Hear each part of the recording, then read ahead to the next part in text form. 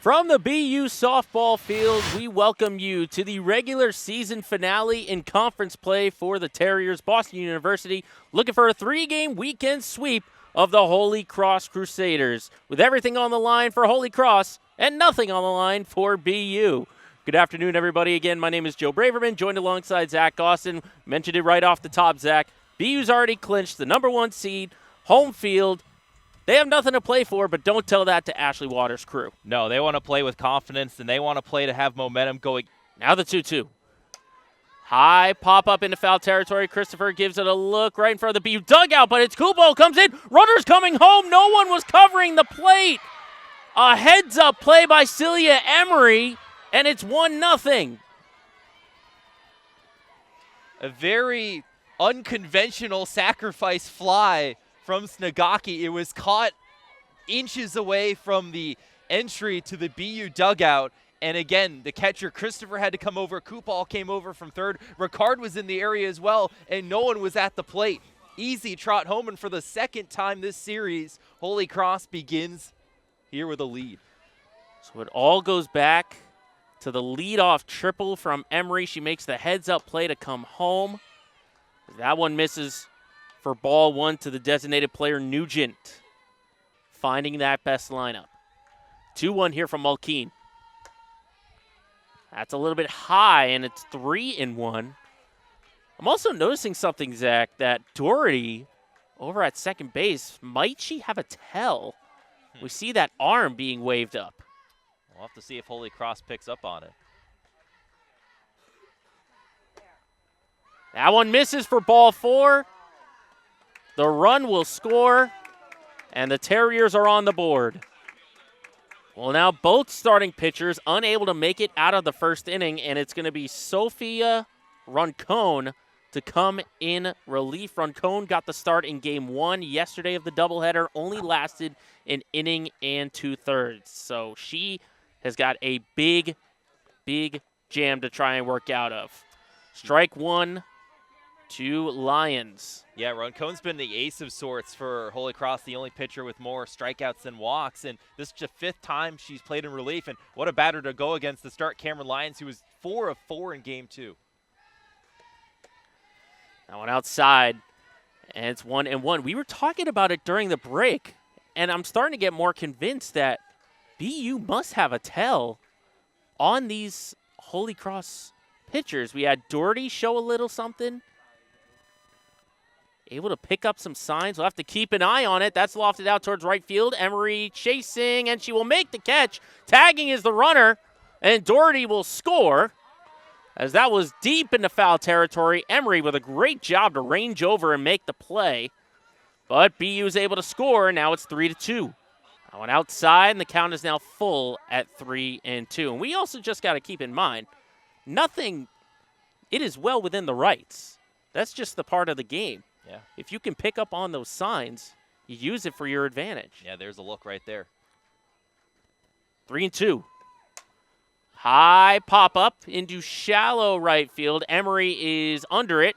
She will make the play. Tagging is Coyle. Here's the throw. It's not going to be in time.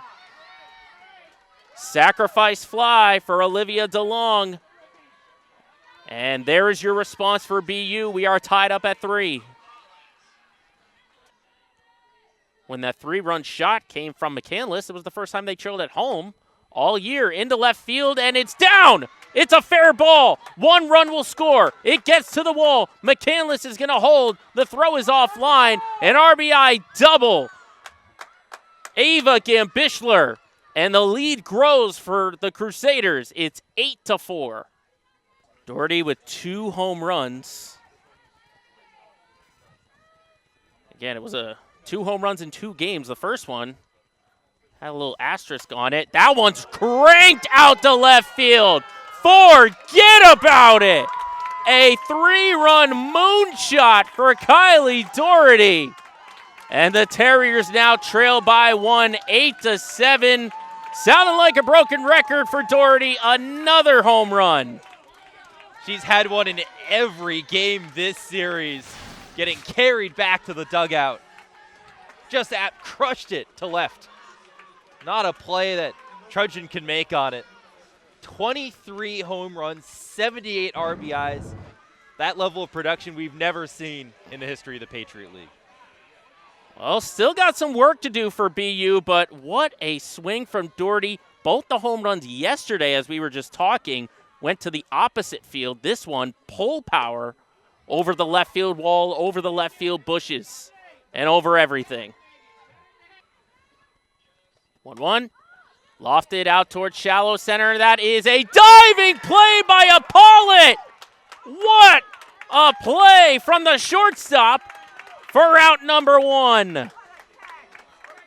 Still fascinated by the board saying only 4 hits for the Terriers, but they have 13 runs on the board. Yeah, this offense finds ways to score. 2-2 again. That's lofted out towards right center. Snagaki going back, and it's gone! Pinch hit, 3-run blast, Iris Klein. Put another one on the board for the Terriers. It's now 16-8. Talk about getting out of a funk for Iris Klein. No hits in 7 of the last 8 games. She responds, comes into this game cold with her 3rd career homer, sends in 3 more runs. And in a game in which the Terriers have trailed by 3 twice, they now have an 8-run lead. That one was well out of there. One swing of the bat. Coach Ashley Lyons pressing the right buttons yet again. And this, we didn't think it was going to turn into a potential run rule territory. But we are getting there now here in the bottom of the 3rd with an 8-run lead for BU to get another run rule win.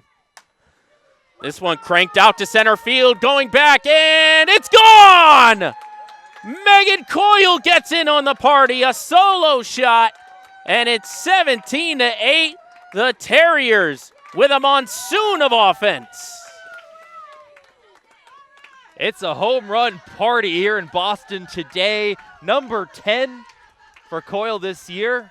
26 in her career and 14th in a BU uniform. That one was crushed towards center field. 220 is the distance down there. That's not an easy place to go, but we've seen the range of these hitters today. No question about it. And how about this day for Megan Coyle? She has reached base in all 4 of her plate appearances.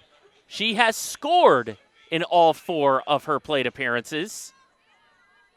But the first hit that she has had here in Game 3. Yeah. Her offense comes back, responds, and puts the Terriers in the lead.